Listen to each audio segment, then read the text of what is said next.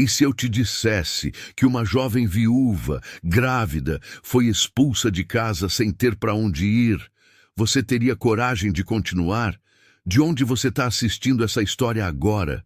Comenta aqui embaixo, porque o que essa mulher vai viver no meio dessa floresta pode te surpreender do começo ao fim. Deixa o like e se inscreve no canal, porque o que vem a seguir vai mudar tudo. Enterrei o Tobias numa terça-feira de junho. A terra estava dura de seca, e os homens que cavaram a cova reclamaram baixinho entre si, aquela reclamação de trabalhador que não é para ser ouvida, mas que você ouve assim mesmo porque está do lado e porque o silêncio do cemitério faz qualquer barulho chegar mais longe do que deveria. Eu fiquei de pé, na beira da cova, com a barriga de 7 meses empurrando por dentro. Aquela pressão constante que o filho faz quando está ficando grande e o mundo de fora está pequeno demais para conter tudo. O sol batia de lado, aquele sol de junho do Maranhão que não tem misericórdia, e eu não tinha chapéu, porque tinha saído de casa sem pensar em chapéu. Tinha saído pensando só em chegar, em não desmoronar no caminho, em fazer o que precisava ser feito. O padre rezou. Eu ouvi sem ouvir. Tinha uma formiga carregando alguma coisa no canteiro de terra do lado, indo e vindo com aquela determinação que formiga tem, que faz a gente se sentir envergonhada às vezes de não ter nem metade. O Tobias tinha 32 anos. Infarto, disseram. Rápido, disseram. Não sofreu, disseram. Eu sabia que era mentira, não sobre a causa, o coração dele era mesmo fraco desde novo, mas sobre o não sofreu. Sofreu sim, a gente sofre quando vai embora e deixa a coisa inacabada. E o Tobias deixava filho por nascer, e mulher de 29 anos que nunca tinha trabalhado fora, e que dependia dele para quase tudo, porque era assim que a vida deles tinha sido construída, com ele na frente e eu atrás. E eu tinha deixado ser assim porque não via razão de mudar o que funcionava. Só que parou de funcionar. Meu irmão Ezequiel estava do meu lado no enterro, de terno preto que estava apertado nos ombros, o rosto fechado daquele jeito que ele tinha quando estava calculando alguma coisa que não ia dizer em voz alta ainda. Eu conhecia aquele rosto desde que a gente era criança, sempre soube o que ele significava. Significava que ele já havia decidido, só estava esperando a hora certa de falar. A hora certa, descobri, era às 5 da tarde, quando a gente voltou do cemitério para a casa do Tobias, que era a casa onde eu morava há 6 anos, a casa onde eu tinha pintado a parede da sala de amarelo claro, porque amarelo claro deixa o ambiente mais alegre, onde eu tinha plantado manjericão na janela da cozinha, onde eu tinha escolhido o berço de madeira que ainda estava montado no quarto do filho que estava por vir. O Ezequiel me chamou na sala. Sentou no sofá, que era meu. Olhou para mim como se eu fosse visita. A casa era do Tobias, ele disse. Passou para o inventário, e no inventário não tem filho nascido ainda, então a herança vai para a família dele. Eu olhei para ele. Eu sou família dele. Você era casada com ele, mas filho não nasceu, e o casamento não tinha escritura de bens. Eu sabia que tinha. Eu tinha assinado o papel em cartório. Mas naquele momento, com o sol de junho ainda quente pela janela e a barriga pesando e o cheiro do cemitério ainda nas roupas, eu não tinha força para brigar. Ezequiel, Jacinta, eu estou grávida. Eu sei. Para onde você quer que eu vá? Ele me olhou, e naquele olhar havia uma coisa que me pareceu pior do que raiva ou crueldade. Era indiferença. A indiferença de quem já resolveu o problema na cabeça, e o que está na frente é detalhe que atrapalha a resolução. Você tem até o pôr do sol. Eu não gritei, não chorei na frente dele. Fui até o quarto, peguei a mala que estava no armário, a mesma mala de quando eu tinha vindo para a casa do Tobias 6 anos atrás, e coloquei dentro o que cabia. Roupa, documento, a fotografia do casamento que estava na mesa de cabeceira, O dinheiro que eu tinha guardado numa lata de biscoito no fundo do armário, que não era muito, mas era o que eu tinha conseguido guardar ao longo dos meses sem que o Tobias soubesse, não por desonestidade, mas por aquele instinto que mulher às vezes tem de guardar alguma coisa só sua. Deixei o berço de madeira. Não porque não queria, porque não cabia. Saí antes do pôr do sol. Não porque o Ezequiel tinha mandado, porque ficar mais tempo naquela casa seria pior do que sair. A rua estava quieta. Era horário que as pessoas estão em casa, na mesa do jantar ou na frente da televisão. E ninguém viu eu saindo com a mala e a barriga de 7 meses e o coração partido em tantos pedaços que eu nem sabia mais qual era qual. Andei. Não tinha destino. Só andei, porque parar seria pior, porque parada o peso de tudo que tinha acontecido naquele dia ia cair de uma vez, e eu não sabia se conseguia ficar de pé com aquele peso. O sol foi descendo enquanto eu andava. A cidade de Açailândia ficou para trás. A rua pavimentada virou estrada de barro. A estrada de barro foi estreitando. Os postes de luz foram ficando mais espaçados até sumirem. Eu não tinha planejado isso. Não tinha escolhido aquela direção por razão nenhuma que eu consiga explicar. Meus pés foram andando e eu fui deixando, porque naquele momento meus pés sabiam mais do que minha cabeça onde precisavam ir. A mata começou dos lados da estrada. Primeiro arbustos baixos, depois árvores, depois aquela mata fechada do sul do Maranhão, que quando fecha, fecha de verdade, que não deixa o céu aparecer direito, que faz o mundo virar um corredor verde e escuro, que some na curva adiante. Parei na entrada da mata, olhei para frente. A estrada sumia na escuridão do mato, como se não existisse mais depois da curva. Havia uma placa velha de madeira, com letra desbotada que eu precisei chegar perto para ler. Estrada do Gavião, 12 quilômetros, sem saída, sem saída. Olhei para trás. A cidade estava longe demais para ver. Só a estrada vazia e o sol que estava terminando de descer, aquele laranja final que o céu faz antes de apagar. Olhei para a barriga. 7 meses. 2 meses ainda.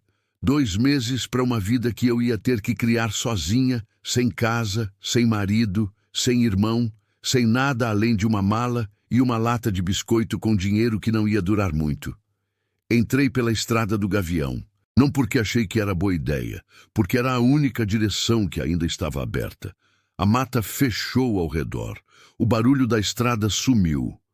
E ficou aquele silêncio de mata fechada que quem nunca ouviu não sabe explicar.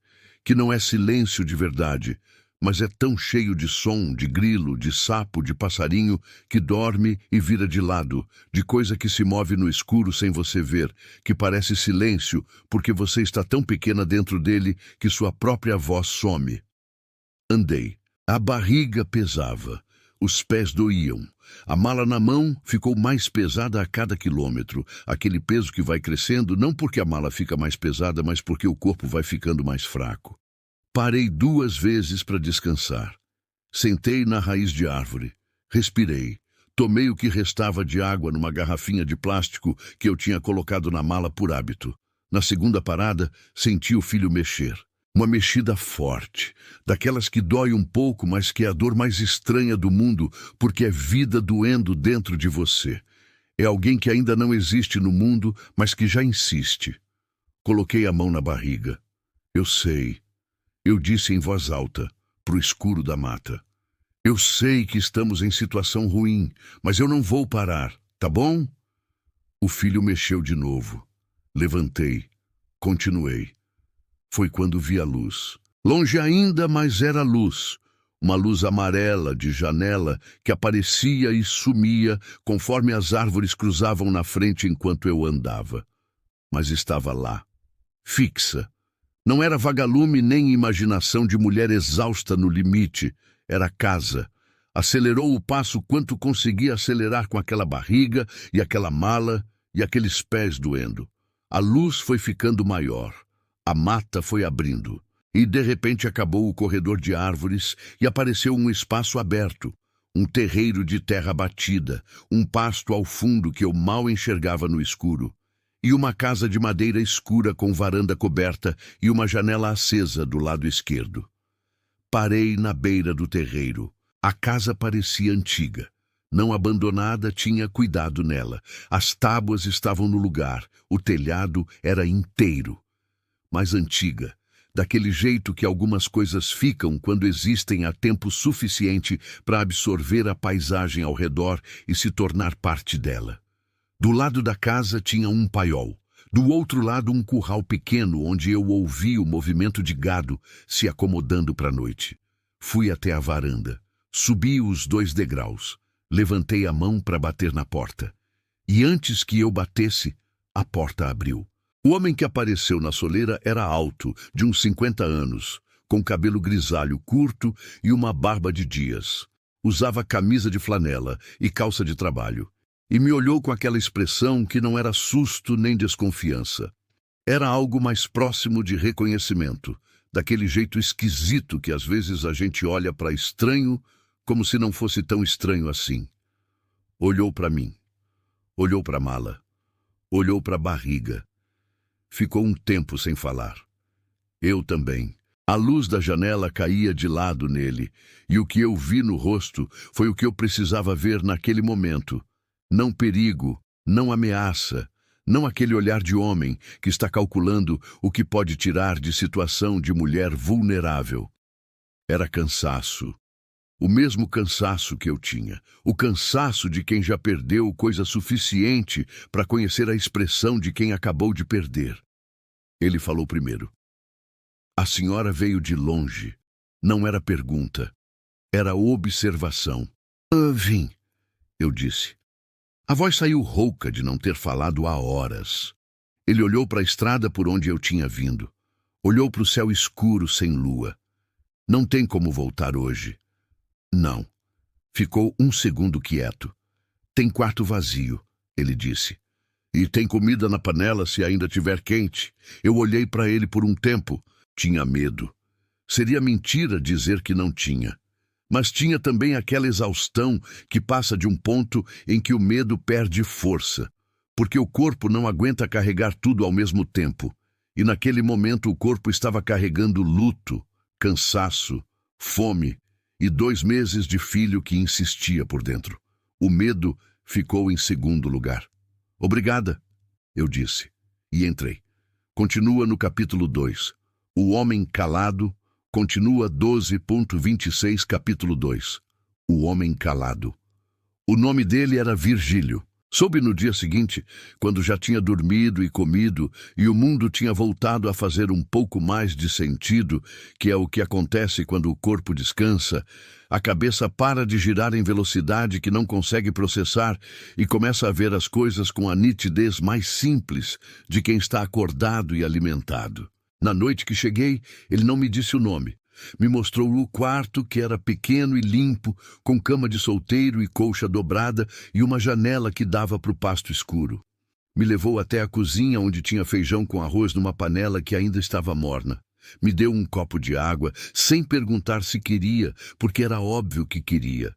E depois foi para o quarto dele sem dizer mais nada, sem fazer pergunta, sem pedir explicação.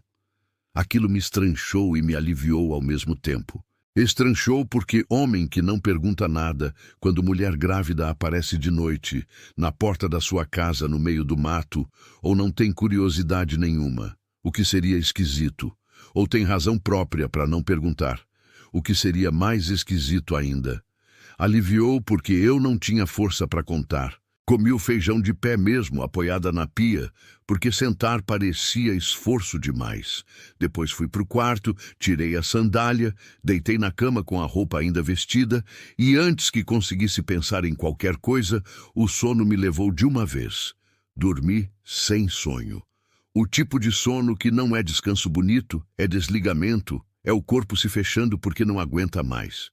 Quando acordei, tinha luz de manhã na janela e cheiro de café vindo da cozinha. Levantei devagar, que era o jeito que eu levantava há meses, porque com barriga grande levantar rápido faz a cabeça rodar. Fui até o banheiro que era no corredor, lavei o rosto, olhei no espelho. Estava pior do que eu esperava e melhor do que eu merecia.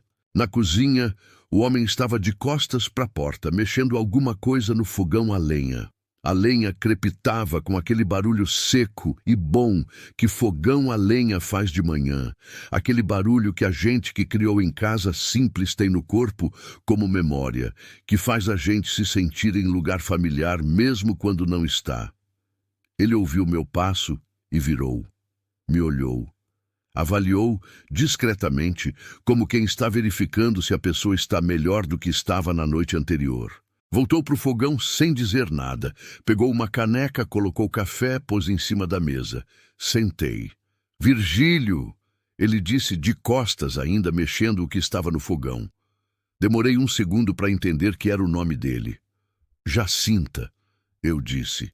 Ele assentiu levemente, como se confirmasse informação que de algum modo já sabia. Trouxe 2 pratos com cuscuz e ovo frito. Sentou do lado oposto da mesa. Comemos em silêncio, que era um silêncio diferente do da noite. Não era o silêncio de estranhos que não sabem o que dizer. Era algo mais próximo do silêncio de gente que não precisa preencher o ar com palavras só por hábito. Eu era assim com o Tobias às vezes. A gente ficava quieto junto, sem que fosse estranheza. Essa lembrança doeu. Guardei. Quanto tempo? Ele perguntou, olhando para a barriga com o queixo. 7 meses? Quase 8. Primeiro? Primeiro. Ele assentiu. Não perguntou mais nada sobre o filho. Não perguntou sobre marido, sobre família, sobre o que eu estava fazendo na estrada do Gavião de noite com uma mala na mão. Eu olhei para ele, tentando entender aquele silêncio calculado. Você não vai perguntar o que aconteceu? Ele me olhou por um segundo. Quando a senhora quiser contar, conta. Ele disse. Não precisa ser hoje.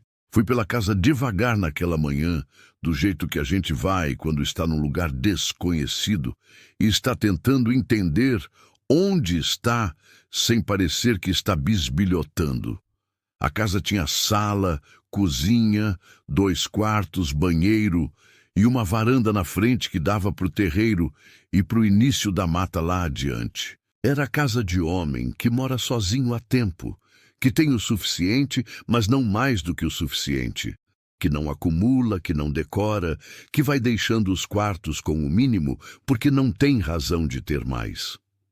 Mas tinha uma coisa. Na parede da sala, entre a janela e a porta, havia uma fotografia emoldurada. Preto e branco, parecia antiga. Uma mulher jovem de vestido claro, de pé na frente de uma árvore grande, sorrindo para o fotógrafo com aquele sorriso de quem não está posando, está genuinamente feliz naquele momento. Do lado da fotografia havia uma fita preta. Fita de luto. Eu não precisei perguntar, mas aquilo me disse alguma coisa sobre o Virgílio que ele ainda não tinha dito em palavra. Ele também tinha perdido. Fui até a varanda. Sentei na cadeira de madeira que estava do lado direito, aquela cadeira gasta de quem senta no mesmo lugar todo dia, durante anos, até a madeira tomar a forma do corpo. O terreiro estava quieto. Uma galinha passeava sem compromisso perto do paiol. O pasto atrás da cerca era verde ainda. Aquele verde do Maranhão que a mata não deixa secar completamente mesmo quando não chove há semanas. Lá no fundo, onde o pasto terminava, começava a mata de novo, fechada, alta, daquela espessura que não deixa ver o que tem do outro lado. Aquela mata me incomodou. Não de um jeito que eu consiga explicar com lógica. Era mais uma coisa que a pele sente antes da cabeça entender, aquele arrepio que não é de frio. A mata era grande demais, quieta demais. Mesmo de manhã, com sol e pássaro e galinha no terreiro, a mata ficava lá no fundo como uma parede que observava. O Virgílio apareceu na varanda um tempo depois, com a enxada no ombro. Vou pro pasto, ele disse. Se precisar de qualquer coisa, tem frutas na cozinha em cima da mesa. Posso ajudar em alguma coisa? Ele me olhou com aquela expressão de quem não esperava a pergunta. Não, eu sei trabalhar. Eu disse, não sou frágil. Sei que não é, mas hoje não precisa. Foi pro pasto sem esperar resposta. Nos dias seguintes foi assim. Eu acordava com o cheiro do café dele, a gente comia junto em silêncio, ele ia para o trabalho, eu ficava na casa. Fui tomando conta da cozinha sem pedir permissão, porque é o que eu sei fazer e porque ficar parada me enlouquecia. Cozinhei, limpei, fui aprendendo onde ficava cada coisa. Ele voltava para almoço, comia o que eu tinha feito sem comentar, além de um obrigado curto, mas que parecia honesto, e ia de volta para o trabalho até o fim do dia. De noite ficávamos na varanda os dois às vezes, eu na cadeira e ele no degrau, olhando o escuro da mata e ouvindo o barulho que o Maranhão faz de noite, aquele barulho cheio e quente de bicho e vento e folha. Aos poucos ele foi falando mais. Não muito, não de uma vez, mas foi. Contou que a fazenda se chamava Bom Jardim, que tinha 200 alqueires, metade pasto, metade mata preservada, que criava gado há 20 anos, que tinha trabalhado sozinho desde que enviuvou, que não tinha filho, que a família que tinha era distante demais para importar no dia a dia. Quando disse que tinha enviuvado, olhei para ele esperando mais. Ele não deu mais. Mudou de assunto com aquela habilidade de quem praticou muito a arte de encerrar conversa sem que a outra pessoa perceba que a conversa foi encerrada. Eu percebi, mas deixei. Foi na quinta noite que aconteceu a primeira coisa estranha. Eu estava no quarto, já deitada, quando ouvi. Era um barulho baixo vindo da direção da mata. Não era barulho de animal, não era coisa que eu pudesse identificar como sapo ou grilo ou pássaro noturno. Era mais parecido com voz, ou com o que voz fica quando vem de longe demais para ter forma clara. Aquele som que é quase palavra, mas não chega a ser. Fiquei imóvel na cama, escutando. O barulho durou talvez 1 minuto. Depois parou. Depois de um tempo começou de novo. Mais fraco dessa vez, como se estivesse mais longe, ou como se estivesse ficando mais fraco. Depois parou de vez. Fiquei ouvindo o silêncio por um tempo longo, o coração batendo mais rápido do que deveria. De manhã, no café, olhei para o Virgílio. Ouvi um barulho de noite, da direção da mata. Ele não levantou os olhos do café. Qual tipo de barulho? Não sei identificar. Pareceu quase voz. Uma pausa curta. Tem animal na mata que faz barulho que parece voz, ele disse. Gato do mato, às vezes. Surucuá. A gente se acostuma. Eu fiquei olhando para ele. A resposta era razoável. Era o tipo de resposta certa que um homem que vive perto de mata daria. Mas havia algo na maneira que ele tinha dito, aquele segundo de pausa antes de responder, que era pequeno demais para ser percebido por qualquer um. Eu percebi. Não disse mais nada sobre o barulho.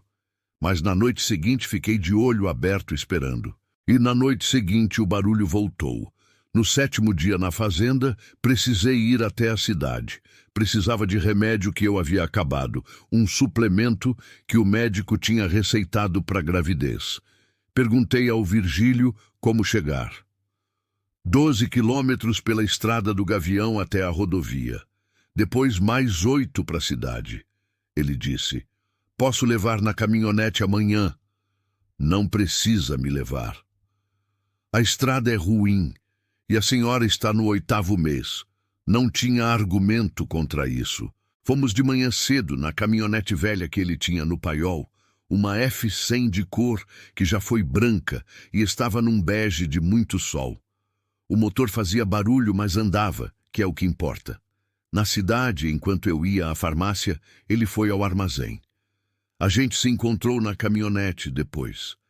A farmacêutica era uma mulher de uns 40 anos, cabelo preso, que me atendeu com aquela atenção de interior que mistura profissionalismo com curiosidade. Quando eu disse o suplemento que queria, ela foi buscar. Na volta, colocou na balcão, calculou o valor. E aí, de um jeito que parecia natural, mas que eu senti que não era completamente natural, ela perguntou, a senhora está visitando alguém por aqui? Estou ficando na fazenda Bom Jardim. Ela ficou imóvel por um segundo. tão curto que, se eu não estivesse prestando atenção, eu teria perdido. Bom jardim, ela repetiu. O tom era neutro demais para ser realmente neutro. Conhece? Conheço o nome, ela disse. Me olhou. A senhora tem família por aqui? Não. Ela ficou me olhando por um tempo com uma expressão que eu não conseguia ler completamente, que tinha alguma coisa misturada que era curiosidade, mas também era outra coisa. Algo que parecia querer dizer alguma coisa, mas estava decidindo não dizer. Cuida-se, ela disse, e embrulhou o remédio. Na caminhonete de volta, eu fiquei com aquelas duas palavras na cabeça. Cuida-se. Era despedida comum. Gente diz toda hora sem pensar, mas o jeito que ela tinha dito, com aquela pausa antes, com aquele olhar que durou 1 segundo a mais do que despedida comum dura, não parecia despedida comum. Parecia aviso. O Virgílio dirigiu em silêncio o caminho de volta, como era costume dele. A estrada do Gavião ia fechando a mata ao redor da caminhonete, aquele corredor verde que engole a luz aos poucos. Virgílio.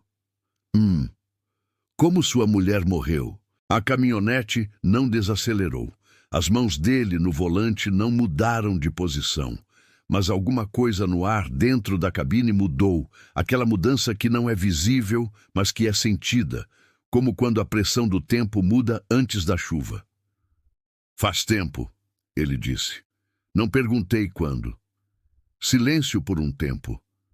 Ficou doente, ele disse. Demorou. Foi difícil. Eu esperava mais.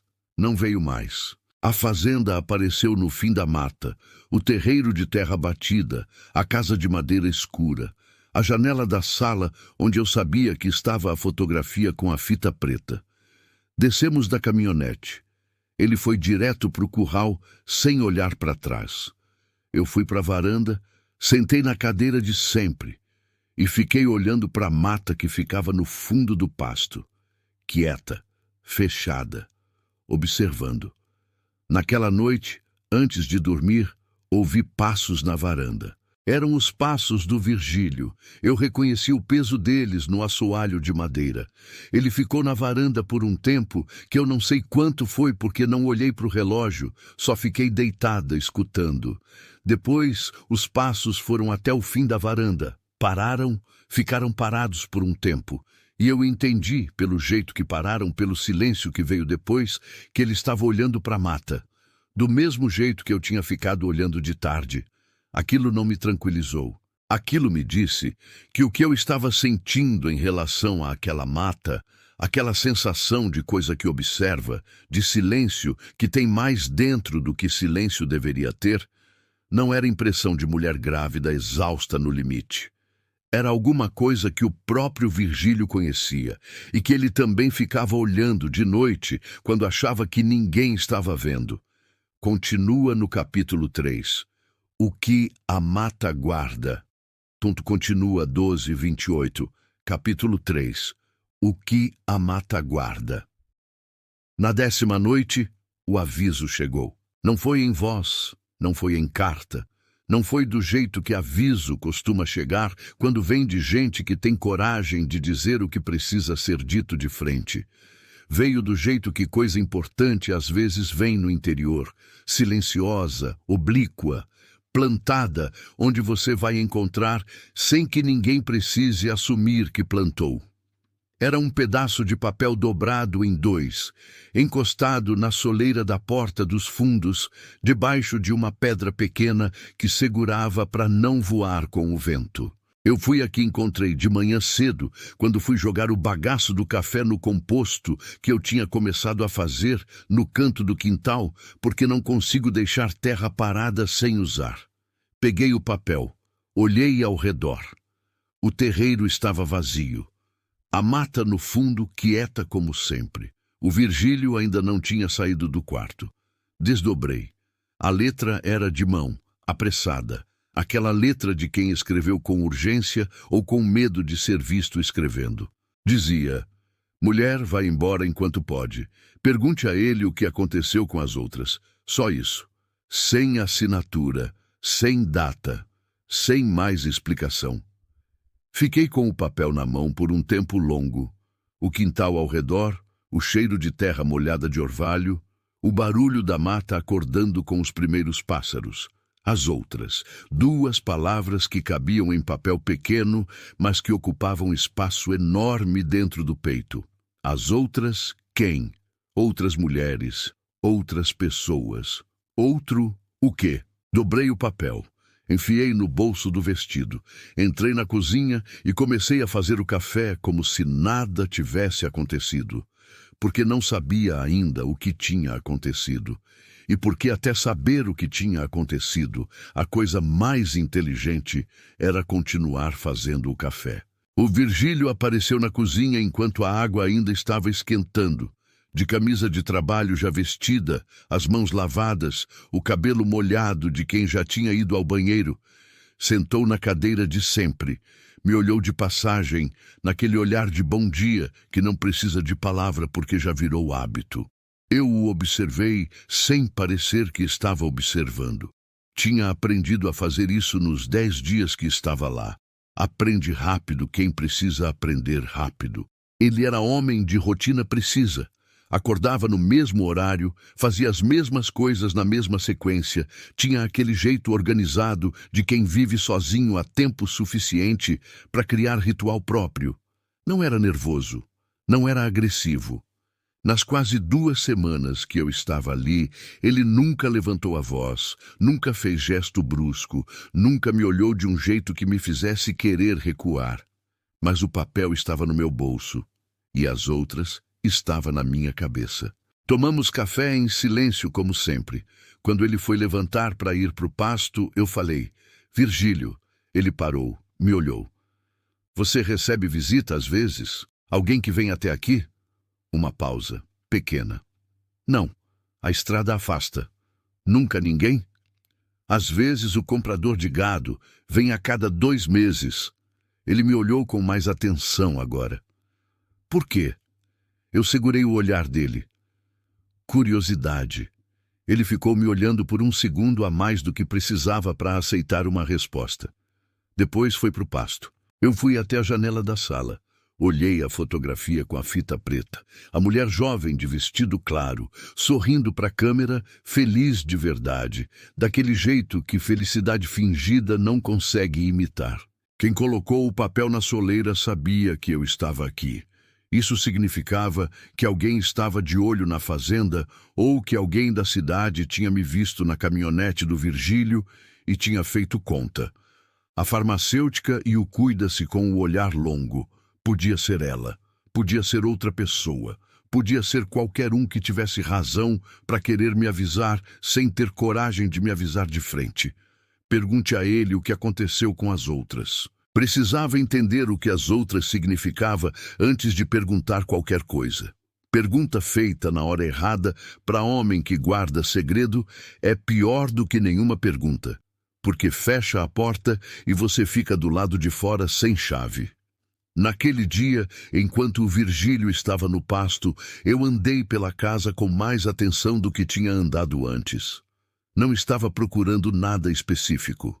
Ou estava procurando tudo, que às vezes é a mesma coisa.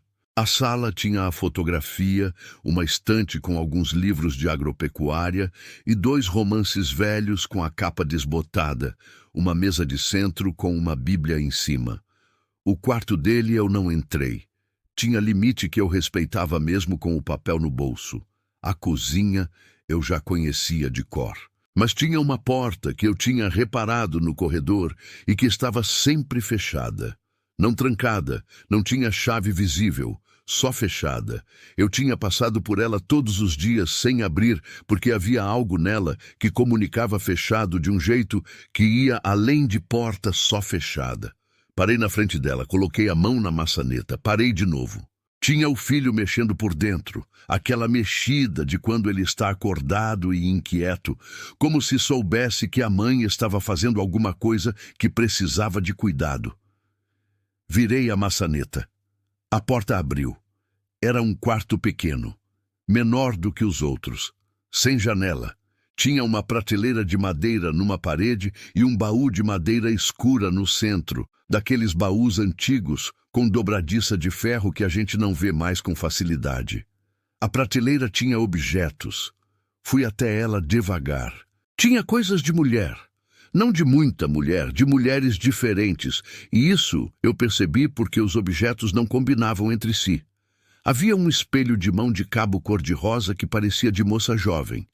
Do lado, um terço de contas escuras que parecia mais velho, uma fita de cabelo azul, uma bolsinha de tecido florido amarrada com barbante, um par de brincos de argola dourada. Peguei a bolsinha de tecido com cuidado. Dentro tinha documento, um pedaço de cartão plastificado, carteira de identidade. A foto era de mulher jovem, morena, de uns 20 e poucos anos. O nome na identidade era Rosana dos Santos Pereira. A data de expedição era de 8 anos atrás.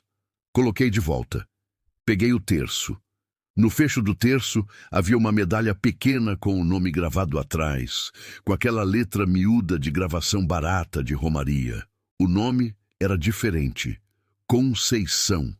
Diferentes. 2 nomes diferentes. 2 objetos diferentes de 2 mulheres diferentes. Olhei para os outros objetos na prateleira. 5 itens ao todo. Possivelmente 5 pessoas diferentes. Senti o suor frio no pescoço antes de entender completamente o que estava sentindo. O tipo de suor que não é de calor. É o corpo reconhecendo o perigo antes da cabeça terminar de organizar o raciocínio. Saí do quarto. Fechei a porta do mesmo jeito que estava. Fui até a cozinha. Me apoiei na pia. Respirei. Respirei de novo. O filho mexeu forte. Uma mexida que doeu, e eu coloquei a mão na barriga com força, porque precisava de alguma coisa concreta para segurar naquele momento. Tinha explicação inocente. Eu sabia que tinha. Objetos deixados por visitas ao longo dos anos. Coisas que ele guardou sem razão particular. A identidade podia ter sido encontrada na estrada. Mas a fita preta na fotografia da sala. O barulho de noite, o cuida-se da farmacêutica, o papel na soleira. E agora, aquilo. 5 objetos. 5 mulheres que eu não sabia se tinham ido embora ou se tinham simplesmente parado de aparecer. Sentei à mesa da cozinha. Olhei pela janela para o terreiro. O Virgílio estava longe, no pasto do fundo. Eu conseguia ver a silhueta dele pequena lá na distância. Homem calado, que acolhe sem perguntar, que não tem visita, que olha para a mata de noite, precisava ir embora ou precisava descobrir o que aqueles objetos significavam.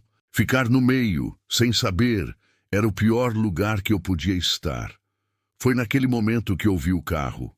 Um motor vindo pela estrada do Gavião, barulho de carro que não conhece bem o caminho, que vai devagar porque não sabe o que vem na próxima curva. Me levantei. Fui até a janela da sala que dava para frente da propriedade. O carro apareceu na entrada do terreiro.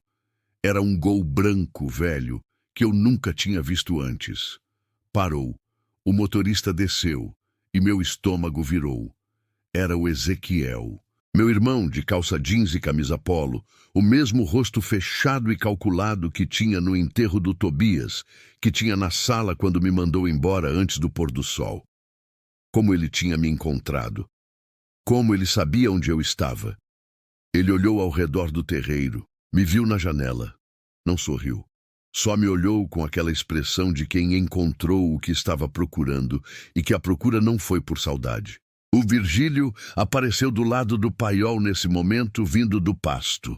Parou quando viu o carro. Olhou para o Ezequiel. Olhou para a janela onde eu estava. Os 2 homens ficaram no terreiro, um de cada lado, sem se falar ainda. Eu fiquei na janela no meio, com o papel no bolso, com os objetos no quarto escuro sem janela, com o filho por dentro, com a farmacêutica dizendo cuida-se, com o barulho de noite que parecia voz. com tudo aquilo pesando de uma vez, que era pesado demais, que não tinha como ser carregado em silêncio por mais tempo. Saí da janela. Fui até a porta da frente. Abri. E desci os degraus da varanda para ficar entre os dois homens, no terreiro de terra batida, com o sol do Maranhão em cima da gente e a mata fechada no fundo, observando tudo em silêncio. O Ezequiel me olhou. Jacinta, vamos embora.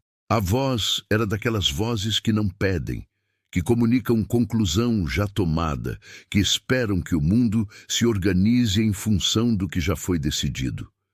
Eu o olhei de volta. E pela primeira vez em muito tempo, pela primeira vez desde que ele me mandou embora com uma mala antes do pôr do sol, no dia que eu tinha enterrado meu marido, eu não senti aquela encolhida interna de quem cede antes de pensar. Senti outra coisa. Não, eu disse. O Ezequiel piscou. Não esperava isso. Jacinta, você está no meio do mato com um estranho, grávida de 8 meses. Não é hora de teimosia. Não é teimosia, eu disse. É que eu tenho pergunta para fazer aqui antes de ir a qualquer lugar. E você vai esperar. Virei para o Virgílio. Ele estava de pé a uns 3 metros, imóvel, olhando para mim com aquela expressão que eu ainda não aprendera completamente a ler, que tinha fundura demais para ser lida de passagem. Virgílio, eu disse. A voz saiu firme. Eu não esperava que saísse firme, mas saiu, e era importante que tivesse saído assim, porque o que eu ia perguntar precisava de firmeza. O quarto no corredor, sem janela, o baú e a prateleira. Ele não se mexeu. Os objetos que estão lá, a identidade da Rosana, o terço da Conceição. Pausa. Quem são essas mulheres? O terreiro ficou quieto. O Ezequiel olhava de um para outro, sem entender completamente o que estava acontecendo. E o Virgílio ficou me olhando por um tempo longo. Aquele tempo que é longo demais para ser silêncio confortável, que é o silêncio de alguém chegando a uma decisão sobre o quanto vai abrir. Quando falou, a voz estava diferente de todas as vezes anteriores. Mais baixa, mais funda, como voz que ficou guardada há muito tempo num lugar escuro e que não está acostumada com a luz. Entra em casa, ele disse. Os dois. Continua no capítulo 4. O que o baú continha. Continua 12:31. Capítulo 4. O que o baú continha. Sentamos na sala os 3. Eu na cadeira de madeira que estava do lado da janela. O Ezequiel no sofá, na beirinha, com aquele jeito de homem que não quer estar, mas que ficou porque a situação não deixou saída elegante. E o Virgílio na cadeira de frente, as mãos abertas em cima das coxas, olhando para o chão por um tempo antes de olhar para mim. A fotografia com a fita preta estava na parede atrás dele. A mulher do vestido claro sorrindo para a câmera. O sol entrava pela janela de lado, aquele sol de meio-dia do Maranhão que é branco e duro, que não tem a gentileza do sol de manhã e não tem a beleza do sol de tarde. Era o sol do momento difícil, o sol que não enfeita. O Virgílio respirou fundo e começou. E a mulher da fotografia se chamava Dalva. Eram casados há 15 anos, quando ela adoeceu. Não foi rápido, foi aquela doença lenta que consome a pessoa aos poucos, que vai levando em pedaços pequenos, que dá esperança às vezes e retira a esperança na semana seguinte. Ficou 3 anos assim. Ele cuidou dela sozinho porque não tinha família perto e porque não era homem de pedir ajuda, que era o defeito maior que ele reconhecia em si mesmo. Quando a Dalva foi, ele ficou. Não tinha para onde ir que fizesse sentido ir. A fazenda era a vida deles, era onde ela tinha vivido, era onde ele conseguia ainda sentir alguma coisa que não fosse só o vazio que ela deixou. Então ficou, e foi ficando. E os anos foram passando do jeito que anos passam, quando a gente não está prestando atenção neles. Eu ouvia sem interromper. O Ezequiel ouvia também desconfortável, que era homem que não gostava de emoção alheia, que ficava sem saber onde colocar as mãos quando o assunto era sentimento. Depois de um tempo, o Virgílio parou. Olhou para mim. O quarto, ele disse. O quarto. Eu confirmei. Ele levantou, fez sinal para eu seguir. O Ezequiel foi junto, que não ia ficar para trás mesmo sem ser convidado. Fomos até o corredor. O Virgílio abriu a porta do quarto escuro, entrou, acendeu uma lamparina que estava na prateleira porque não tinha luz elétrica ali. A luz amarela iluminou o baú, a prateleira, os objetos. Ele ficou de pé do lado da prateleira. Olhou para os objetos por um tempo, com aquele olhar de quem olha para coisa que conhece bem, mas que ainda não sabe como explicar. Depois que a Dalva foi, ele começou. Nos primeiros 2 anos, eu quase não ia à cidade. Comprador de gado vinha aqui, eu mandava lista de mantimento com ele, ele trazia. Eu ficava. Ele pegou a bolsinha de tecido florido. Segurou na mão. 3 anos depois da Dalva, apareceu a primeira. A primeira. Eu senti o peso daquelas 2 palavras, mas não disse nada. Apareceu na estrada do Gavião de noite, igual a senhora. Bateu na porta. Estava em situação ruim, estava com medo, estava precisando de lugar para parar. Eu dei quarto e comida. Ela ficou 1 semana. Depois foi embora para a Imperatriz, que era onde ela queria chegar. Ele colocou a bolsinha de volta, pegou a fita de cabelo azul. 2 anos depois veio outra. Essa era mais jovem, devia ter uns 18 anos. Estava fugindo de casamento que não queria. Ficou 10 dias. Eu levei até a rodoviária de Açailândia com dinheiro para passagem, porque ela não tinha. Foi para o Pará, onde tinha tia. Fita de cabelo de volta, brincos de argola dourada. A terceira veio de dia. Estava com criança pequena, menino de uns 3 anos, e o carro tinha quebrado na estrada. Marido tinha mandado buscá-las e mandou no lugar errado por engano. Ficaram 2 dias até o marido achar. Ele foi colocando cada objeto de volta enquanto contava. A identidade da Rosana, o terço da Conceição. A Rosana estava fugindo de homem que batia nela. Ficou 3 semanas, que foi o tempo que levou para a irmã dela, de Belém, mandar dinheiro de passagem. A Conceição era mais velha, tinha uns 50 anos, estava perdida. Saiu para passear de carro com a neta e o carro derrapou e caiu num barranco a 2 quilômetros daqui. A neta se machucou pouco. Fiquei com elas até o filho da Conceição chegar da cidade. Ele ficou em silêncio. Olhei para a prateleira. 5 objetos, 5 mulheres, 5 histórias que não eram o que o papel na soleira tinha me deixado imaginar que eram. Senti alguma coisa se desfazer no peito. Não era alívio simples. Era mais complexo do que isso. Era aquela mistura de vergonha de ter pensado o pior e, ao mesmo tempo, a justificativa interna de que pensar o pior tinha sido razoável, dado o que eu tinha, dado o papel, dado o barulho de noite, dado o cuida-se da farmacêutica. Por que você guarda os objetos? Eu disse. Não era acusação, era pergunta de verdade. Ele ficou olhando para a prateleira.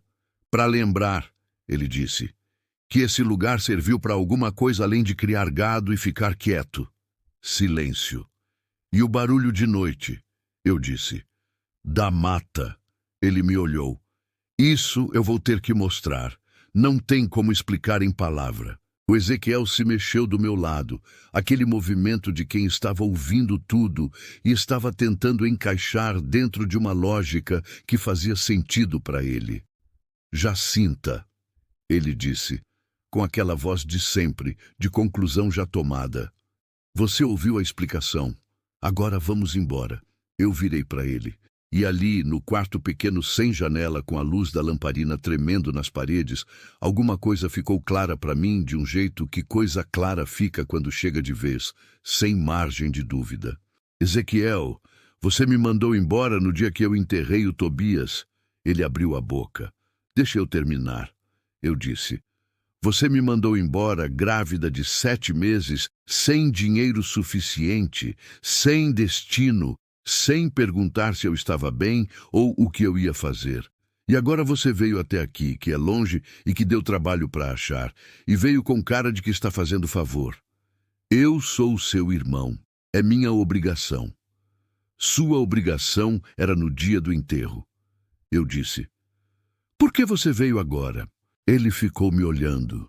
E no olhar havia aquela coisa que eu conhecia desde criança, que era o jeito que ele ficava quando estava sendo desmascarado de coisa que não ia admitir em voz alta. A casa do Tobias. Eu disse: você foi ao cartório descobrir da escritura e descobriu que o casamento tinha comunhão parcial de bens, o que significa que metade do que era do Tobias é meu por lei, mesmo sem filho registrado ainda. E aí você veio me buscar porque eu preciso assinar papel de inventário e se eu não aparecer, o processo trava. O silêncio que veio foi o tipo que confirma sem precisar de palavra. O Virgílio ficou quieto do lado, sem se intrometer, mas eu sentia a atenção dele. O Ezequiel respirou fundo. Esse respirar fundo de homem que vai mudar de estratégia porque a primeira não funcionou.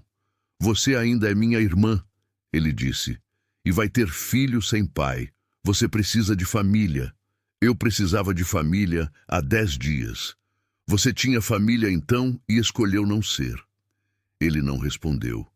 Eu saí do quarto escuro. Fui até a cozinha. Sentei à mesa. Ouvi os dois me seguirem, um atrás do outro, e sentarem também. Coloquei as mãos em cima da mesa. Ezequiel, eu vou assinar o que precisar ser assinado.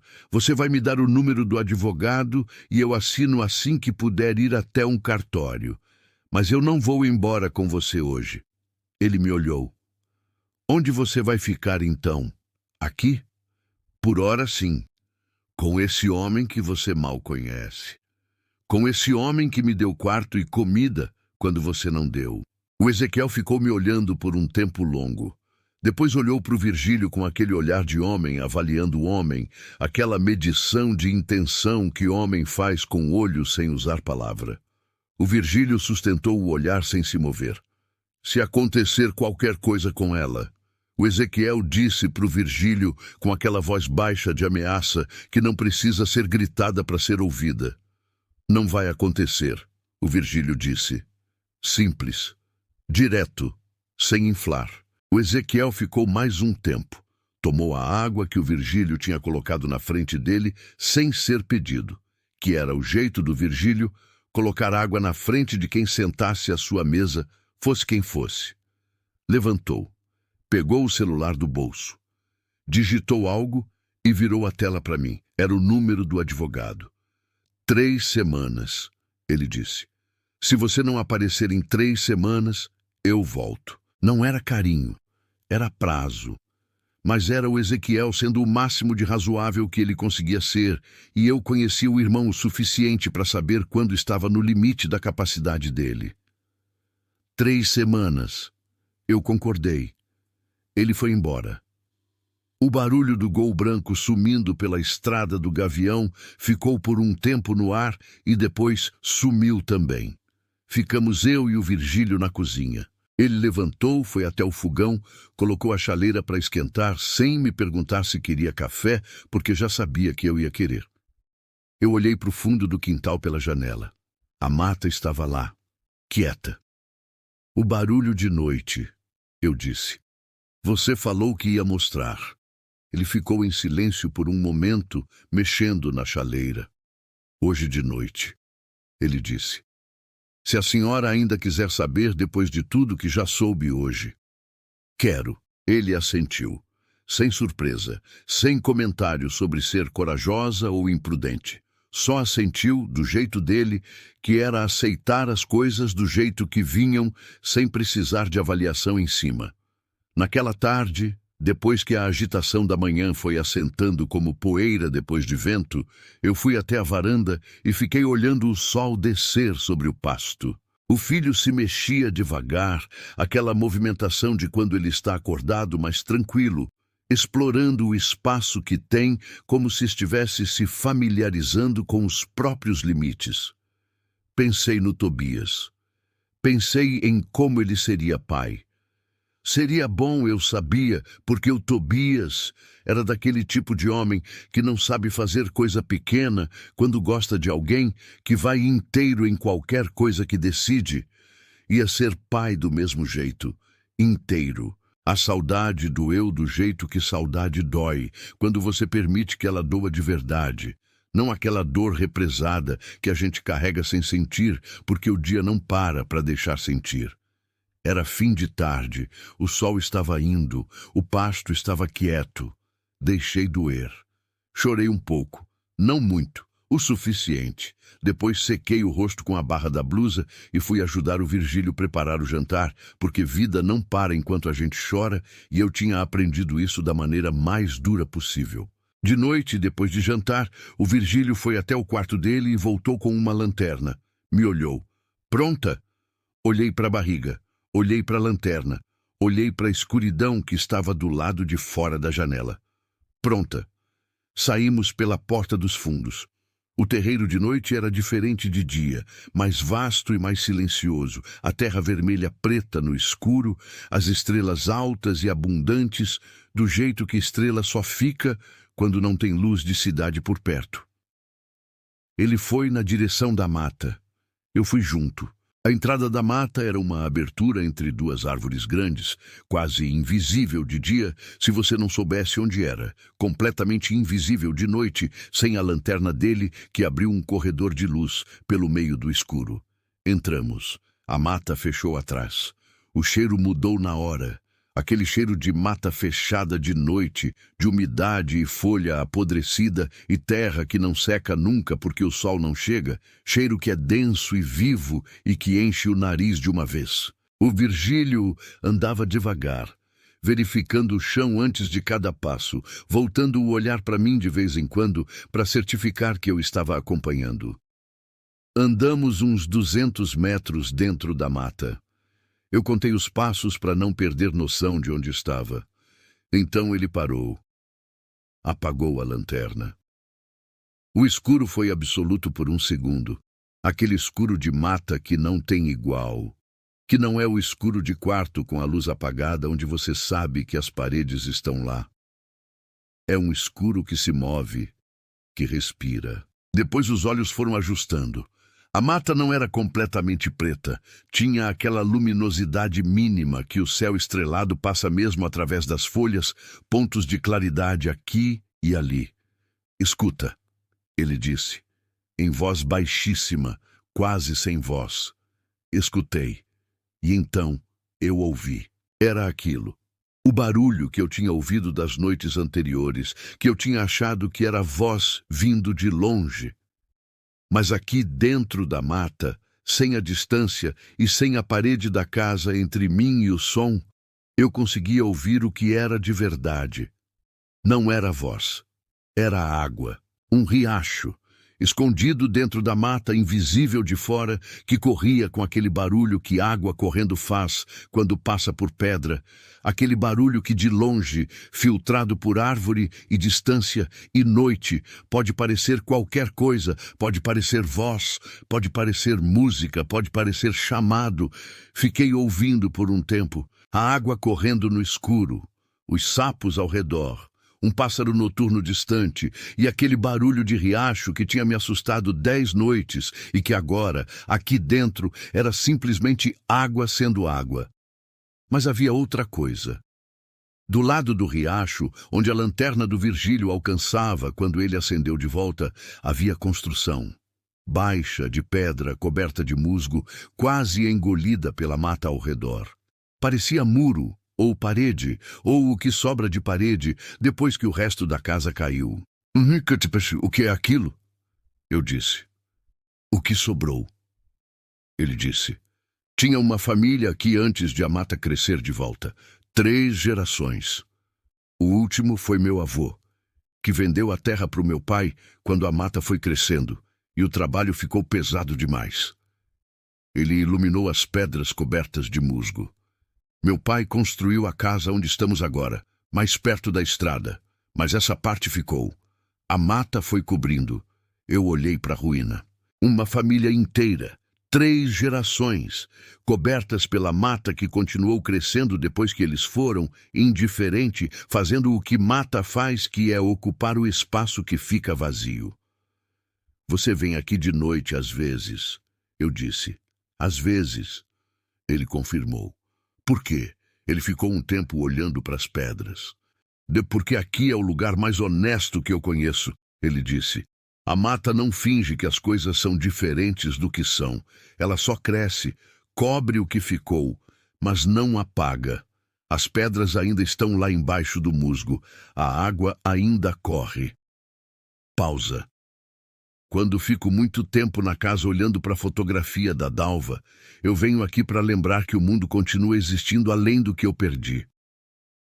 Ficamos em silêncio por um tempo.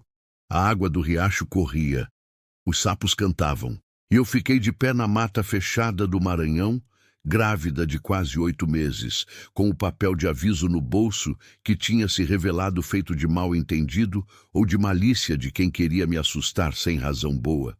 Com o irmão que tinha ido embora com prazo de 3 semanas, com um filho que se mexia por dentro com aquela insistência de vida que não espera o mundo se organizar para aparecer. E senti, pela primeira vez, desde que tinha enterrado Tobias naquela terça-feira de junho, que estava em lugar real.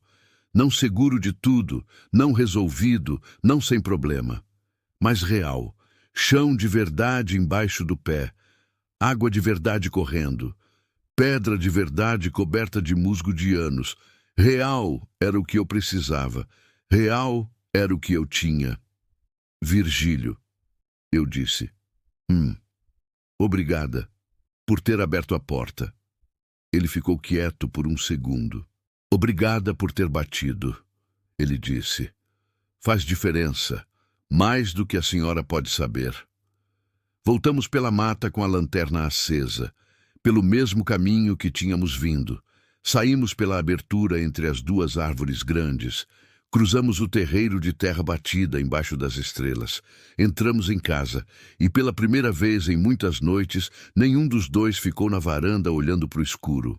Não precisava mais. Continua no capítulo 5, o que nasce no lugar certo. Continua 12:33. Capítulo 5, o que nasce no lugar certo. O filho nasceu numa quinta-feira de agosto. Não foi no hospital. Não foi como eu tinha planejado, que nunca é como a gente planeja, porque filho não leu o planejamento e vem quando decide vir. Foi na casa do Virgílio, no quarto pequeno onde eu dormia, com uma parteira de nome Dona Generosa, que morava a 6 quilômetros pela estrada do Gavião e que o Virgílio foi buscar de caminhonete às 3 da manhã, quando eu fui até o quarto dele com a mão na barriga e disse que era hora. Ele levantou sem reclamar, sem perguntar se eu tinha certeza, sem aquela demora de quem está avaliando se é urgente de verdade ou se é falso alarme. Só levantou, calçou a botina, pegou a chave da caminhonete. Enquanto ele foi, fiquei sozinha na casa. Não tinha medo de ficar sozinha. Tinha passado meses sozinha antes de chegar ali. Tinha aprendido que sozinha não é o mesmo que desamparada, que às vezes é o único jeito de descobrir do que você é feita.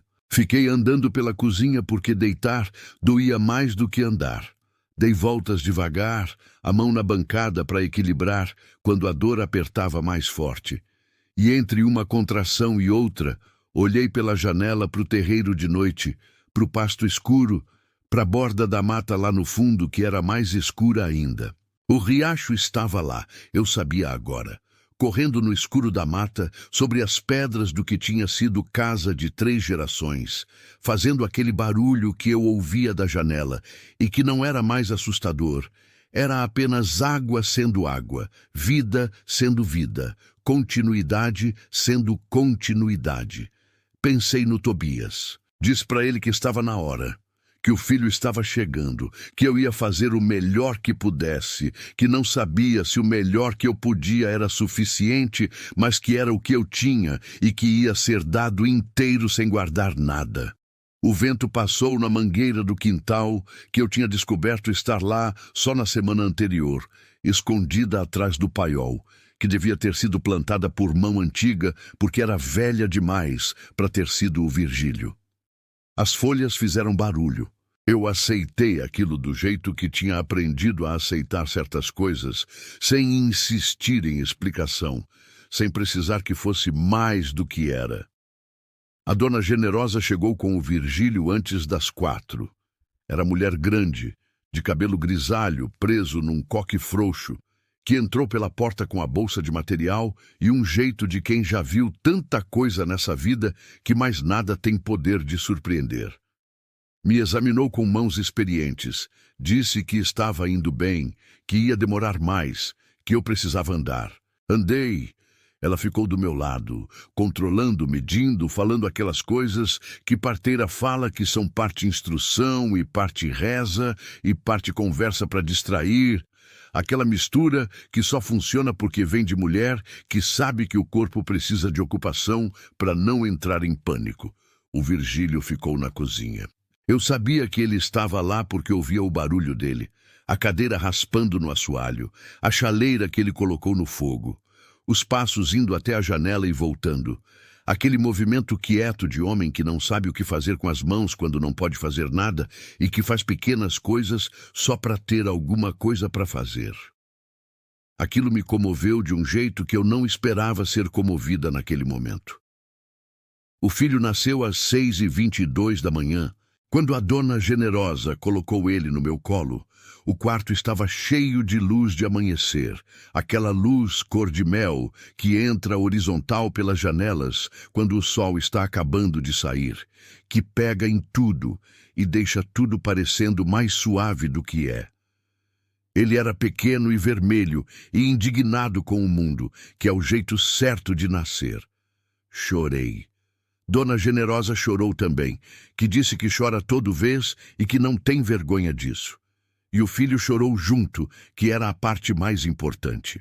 Depois de um tempo, quando a Dona Generosa tinha feito o que precisava ser feito e eu estava deitada com ele no peito, ela abriu a porta do quarto. O Virgílio estava do lado de fora no corredor, de pé, de costas para a parede, com aquele jeito de quem não queria estar longe, mas também não queria intrometer. Ela disse alguma coisa baixo para ele que eu não ouvi. Ele entrou. Ficou na porta do quarto olhando para mim e para o filho, com aquela expressão que eu nunca tinha visto nele antes, que não era nenhuma das expressões que eu tinha catalogado nos quase 2 meses que estava ali. Era uma abertura. Aquele momento em que rosto de gente que se acostumou a ser fechado se abre sem que a pessoa tenha pedido para abrir, porque alguma coisa passou na frente que era grande demais para o fechamento aguentar. Eu ergui o filho levemente na direção dele. "Vem ver!" Ele se aproximou devagar. Ficou de pé do lado da cama, olhando. O filho estava quieto agora, os olhos fechados, os punhos pequenos fechados dos 2 lados do rosto, aquela paz de recém-nascido que é a paz de quem ainda não sabe que o mundo é complicado. O Virgílio ficou olhando por um tempo longo, sem dizer nada. Depois disse em voz baixíssima, quase para si mesmo: "Parecido com o pai?" Eu olhei para o filho. Pensei no Tobias. No nariz. Eu disse: "O nariz é igual." Ele assentiu. Ficou mais um tempo. Depois foi para a cozinha e voltou com café e com tapioca que a Dona Generosa tinha feito enquanto esperava, e colocou na beirinha da cama sem cerimônia, porque era o jeito dele, o cuidado que não precisa de anúncio.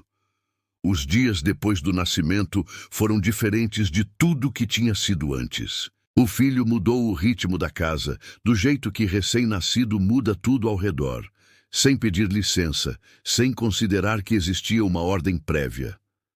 Acordava de noite, acordava de madrugada, acordava quando estava satisfeito e resolvia que era hora de checar se o mundo ainda estava lá, e o Virgílio acordava junto.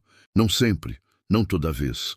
Mas às vezes eu ouvia ele levantar quando o filho chorava, o passo no assoalho do corredor e a porta da cozinha abrindo, e eu sabia que ele ia esquentar água, ou que ia só ficar acordado também, porque era o jeito dele de dizer "estou aqui" sem precisar dizer em voz alta. Uma semana depois do nascimento, eu fui até o quarto escuro sem janela. O Virgílio me viu indo e não disse nada, só me olhou.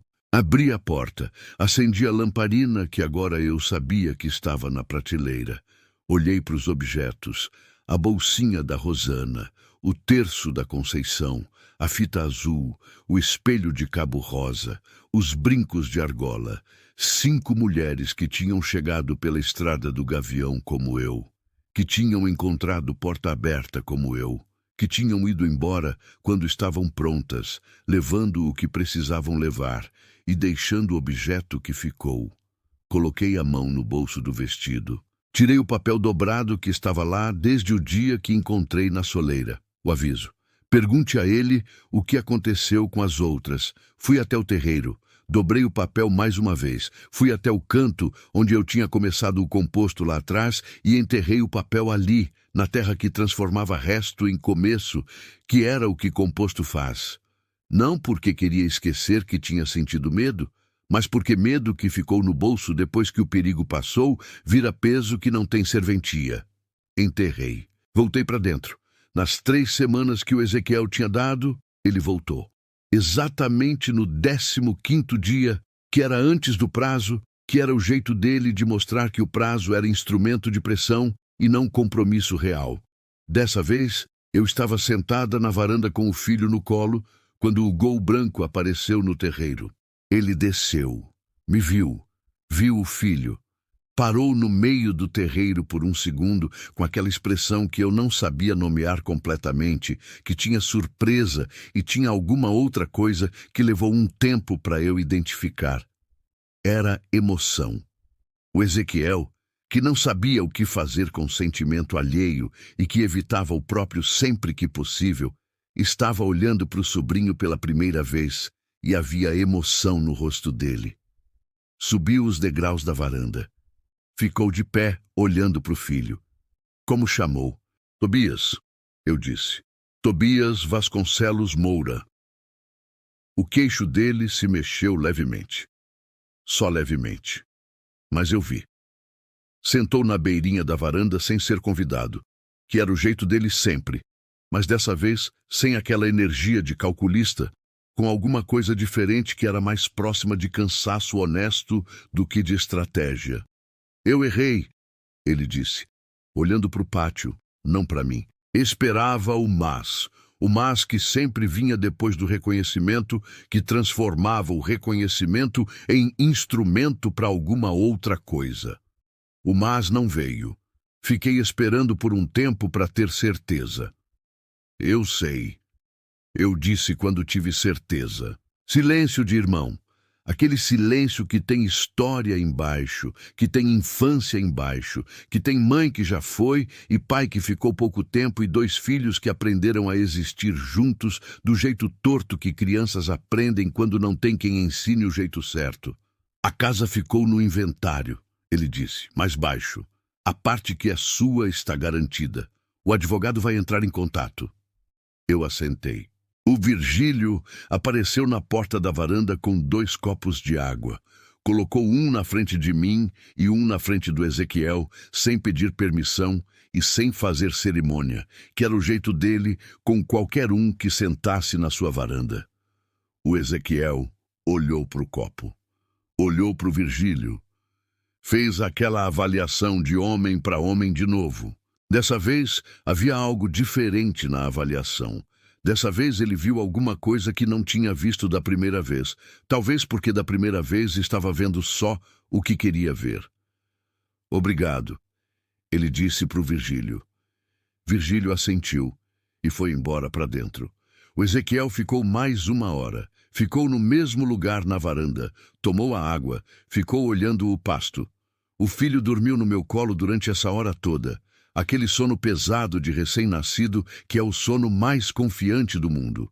Quando foi embora, abraçou o filho rapidamente e com aquela desajeitagem de quem não sabe abraçar criança pequena, mas quer fazer assim mesmo. E abraçou a mim. Não lembro a última vez que ele tinha me abraçado. Tinha anos. Tinha tanta coisa que tinha ficado entre a gente que eu não me lembrava mais quando tinha sido antes de tudo aquilo. Não disse nada sobre o abraço, nem eu, nem ele. Ele foi. O Gol branco sumiu pela estrada do Gavião. Fiquei na varanda. O filho estava acordado agora, os olhos abertos. Aquele olhar de recém-nascido que não foca em nada específico, mas que parece estar processando o mundo com uma seriedade que é cômica e profunda ao mesmo tempo. O Virgílio saiu e sentou no degrau. Ficamos em silêncio por um tempo, os três, olhando o pasto no fim de tarde com o sol descendo atrás do morro. Depois ele falou: "Tem intenção de ir para a cidade quando estiver em condição?" Não era pergunta, era observação, aquele jeito dele. "Tenho que resolver a parte do inventário, ir ao cartório, assinar o que precisa ser assinado", eu disse. "Depois preciso pensar no que vem a seguir." Ele ficou em silêncio por um tempo. "Tem uma casa pequena na propriedade, do outro lado do paiol. Estava usando para guardar coisa, podia limpar, reformar um pouco. Não é grande, mas é casa." Olhei para ele. Ele estava olhando para o pasto, de perfil para mim, com aquela expressão de quem falou alguma coisa e está esperando ver no que dá, sem olhar diretamente para não parecer que está esperando. "Você está me oferecendo ficar." "Estou oferecendo a casa", ele disse. "O resto é decisão da senhora." Olhei para o filho, olhei para o pasto. Olhei para a borda da mata no fundo, onde eu sabia que tinha riacho e pedra velha e água correndo sobre o que tinha sido casa de 3 gerações, antes de virar só memória coberta de musgo. Pensei na estrada do Gavião, que eu tinha entrado sem rumo numa noite de junho, porque era a única direção que estava aberta. Pensei na porta que tinha batido no escuro, sem saber o que estava do outro lado. Pensei no quarto limpo e na comida na panela e no homem que não perguntou nada porque entendia que havia hora em que a pergunta pode esperar. Pensei no Tobias. Pensei no que ele teria dito sobre tudo aquilo. Ele que ia inteiro em tudo que decidia, que não sabia fazer coisa pequena quando gostava de alguém. Acho que ele teria dito que vida não avisa quando vai começar de novo. Que começo novo não parece começo quando está acontecendo. Parece confusão e cansaço e decisão tomada no escuro. Que começo só aparece como começo quando você olha de um lugar mais tranquilo para trás. Não tinha resposta para dar ao Virgílio naquele momento. Não porque não sabia, mas porque tinha aprendido, nesses meses, que resposta dada antes da hora tem menos valor do que silêncio que deixa a coisa assentar. Deixei assentar. O sol terminou de descer. O pasto ficou daquela cor de fim de tarde que não tem nome certo. Aquela cor que é laranja e cinza e dourado ao mesmo tempo. Que dura poucos minutos antes de virar noite. Que faz a gente querer parar para olhar porque passa rápido. E é bonita de um jeito que dói um pouco. O filho olhou para o céu com aqueles olhos que ainda não focam. Eu olhei também. E ali, na varanda da fazenda Bom Jardim, no sul do Maranhão, com o filho de 8 dias no colo e o barulho do riacho chegando de dentro da mata e o cheiro de terra e pasto e lenha do fogão que o Virgílio já tinha acendido para o jantar, eu soube o que eu era além de viúva. Era mãe, era mulher que tinha andado 12 quilômetros de noite pela estrada do Gavião e chegado. Era a pessoa que tinha aberto porta sem saber o que estava do outro lado e encontrado, não perigo, mas a versão mais simples e mais difícil de bondade, que é a bondade de quem não pergunta, porque entende que a pergunta pode esperar. Era tudo isso, e era suficiente para começar. 3 meses depois, a casinha do lado do paiol estava limpa e arrumada. Tinha 2 cômodos, uma janela que dava para o pasto e um jardim pequeno que eu tinha começado do lado de fora porque não consigo deixar terra parada sem usar. O filho dormia na caixinha de madeira que o Virgílio tinha feito sem que eu pedisse. Apareceu uma manhã com a caixinha pronta encostada na parede do corredor, sem comentário, sem esperar agradecimento. Eu agradeci assim mesmo. Ele fez aquele aceno mínimo de quem recebe agradecimento sem saber o que fazer com ele. A estrada do Gavião ainda estava lá, 12 quilômetros de chão batido que sumia na curva da mata. De vez em quando, eu ia até a entrada dela e ficava olhando a direção de onde tinha vindo, que era a direção da cidade e da vida anterior, e de tudo que tinha sido antes de junho. Não com saudade de voltar, com reconhecimento de caminho percorrido. Faz diferença essa distinção. Olhar para onde você veio sem querer voltar é o jeito que a gente confirma que está no lugar certo. Tinha coisa que eu ainda não sabia. Não sabia exatamente como ia ser o futuro, não sabia como o Tobias ia crescer sem pai, não sabia o que ia ser de mim e da casinha e do jardim que estava começando. Não sabia o que era o Virgílio na minha vida além de homem, que tinha aberto porta quando eu precisava de porta aberta, que era coisa grande, mas que talvez fosse outra coisa também, aos poucos, sem pressa, do jeito que coisa que importa costuma crescer, que é devagar e sem aviso. Não sabia, mas tinha aprendido naqueles meses que não saber não é o mesmo que estar perdida. Estava perdida na noite de junho, quando entrei pela estrada do Gavião sem rumo. Agora eu sabia onde estava. Sabia o cheiro da minha própria terra pela manhã. Aquele cheiro de orvalho em capim que é diferente de todo outro cheiro do mundo. Sabia o jeito que o filho dormia com o punho fechado do lado do rosto, igual ao pai. Sabia o barulho do riacho na mata que não era voz, era só água sendo água, que era suficiente. Sabia o nome da galinha que passeava no terreiro, que o Virgílio não tinha nomeado, mas que eu tinha chamado de Dalva, porque havia nela uma presença silenciosa e constante que me parecia justa para nome assim. Ele nunca comentou, mas uma manhã eu vi ele colocar milho separado para ela, antes das outras, com aquela atenção específica de quem não está fazendo nada especial, mas está fazendo assim mesmo. Isso era o lugar. Isso era o que tinha sobrado de uma terça-feira de junho, depois que tudo que tinha desabou. Uma casinha com janela para o pasto, um jardim começando, um filho que insistia, um riacho escondido na mata que corria sobre pedras de 3 gerações. E uma porta que alguém tinha deixado aberta na hora certa. Não era a vida que eu tinha planejado, era a vida que eu tinha. E aprendi, naqueles meses todos, que tem diferença entre as duas, mas que a diferença não é sempre a favor da planejada. Às vezes, a vida que você tem é melhor do que a que você planejou.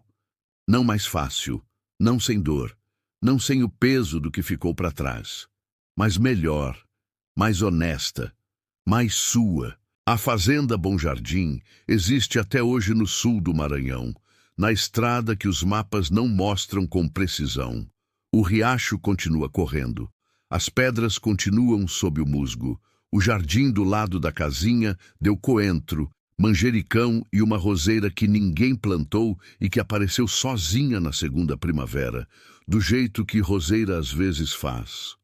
Tobias Vasconcelos Moura aprendeu a andar no terreiro de terra batida, entre as galinhas, olhando para o pasto com os olhos escuros do pai. O relógio na parede da casa grande ainda marca as horas. A porta continua sem cadeado.